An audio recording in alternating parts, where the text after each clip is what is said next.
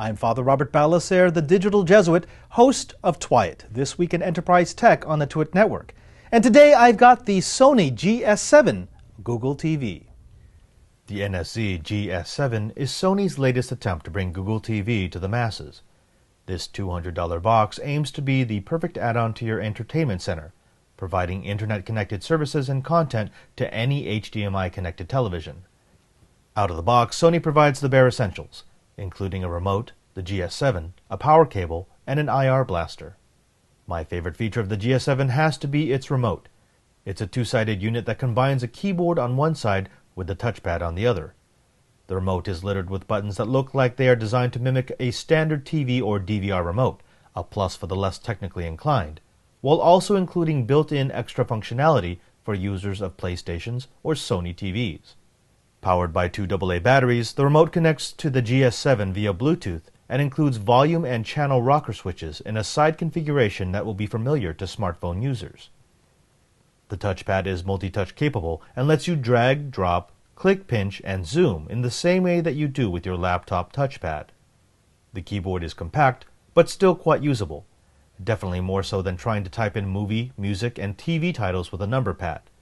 The remote features a keyboard backlight for typing in low light conditions and sports accelerometers that automatically turn off the control surface that is face down, so that you don't accidentally type or touch. The GS7 has ports aplenty. It features an in-box power supply, two USB 2.0 ports, 10100 Ethernet, an IR blaster, digital optical out, and HDMI pass-through featuring HDMI CEC. The CEC means that you can automatically control a CEC-enabled device connected to the GS7 via HDMI, a superior method to the IR blaster. The GS7 is easy to set up. Plug in your HDMI cables, provide power, connect Ethernet and the IR blaster if you plan on using them, and you're ready to go. Upon power-up, the player runs you through a series of configurations to set language, power preferences, and to properly set up overscan to take advantage of your screen. You'll also be given the choice of a wireless or wired connection to the internet. You are then prompted to enter the Google account you'll be using with your Google TV and asked for your backup preferences. After setting your zip code, audio, and cable box preferences, the Google TV is now ready to use with a set of the most commonly used applications, including Netflix, YouTube, and Chrome. Additional applications are available through the Google Play Store, as are the full catalog of Google movies and TV series. The interface was slick and snappy.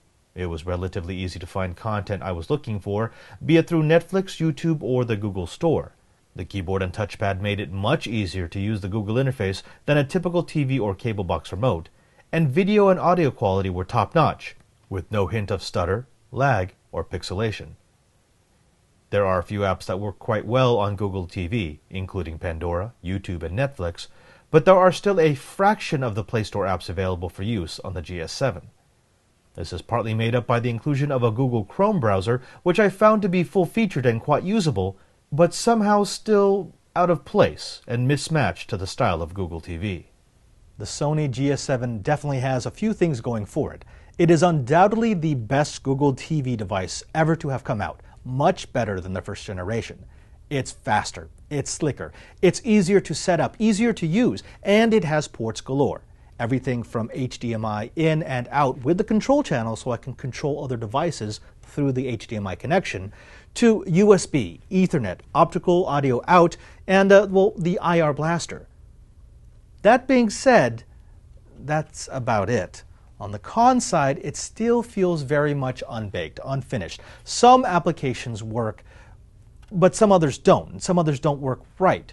A good example would be picture-in-picture. Now, there's a really cool feature that I can use where I can put applications next to one another, or I can put one application within another application. It's intuitive. I should be able to put one application here and have content over here, but that's not how it works in Google TV.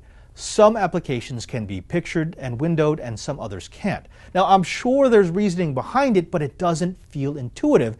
So what happens is I end up being frustrated that I can't get the content and watch it the way I want to watch it. Now, the remote control is another thing. I actually really like this remote control. I thought it was cool. I fell in love with it the first time I saw it at Google I/O. I like the fact that it has a full-size keyboard. I like the fact that it has a touchpad on the back. I like the fact that they built in sensors and accelerometers so I can use the remote as an actual game controller.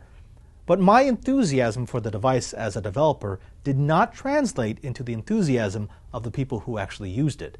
They found it clunky, they found it complicated, and well, they just gave up. Now, they could fix this. They could make a firmware patch that makes the apps run better. They could, well, redesign the actual usage of the buttons on the remote so that it made more sense. But for right now, if I'm looking at buy, try, or don't buy, this is a definite don't buy. This is the Sony GS7 Google TV.